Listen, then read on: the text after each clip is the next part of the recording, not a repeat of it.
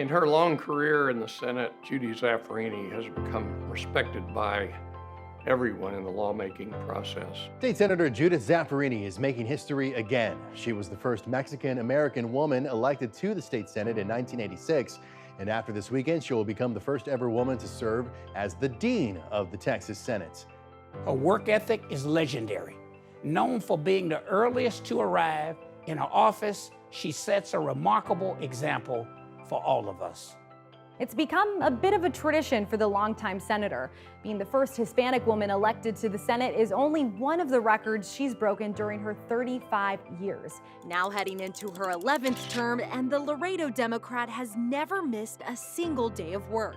60,000 consecutive votes. This week, State Senator Judith Zaffirini cast her 65,000th consecutive vote. Democratic Senator Judith Zaffirini cast her 70,000th consecutive vote in the Texas Senate, marking an unparalleled statewide and nationwide record. She's passed more than 1,200 bills in her career, and she's received more than 1,100 awards and honors for her legislative, professional, and public service leadership. She is the recipient of the 2016 Moody College of Communication's Outstanding Alumna Award and has endowed scholarships in her name at the University of Texas at Austin, as well as other universities around the state.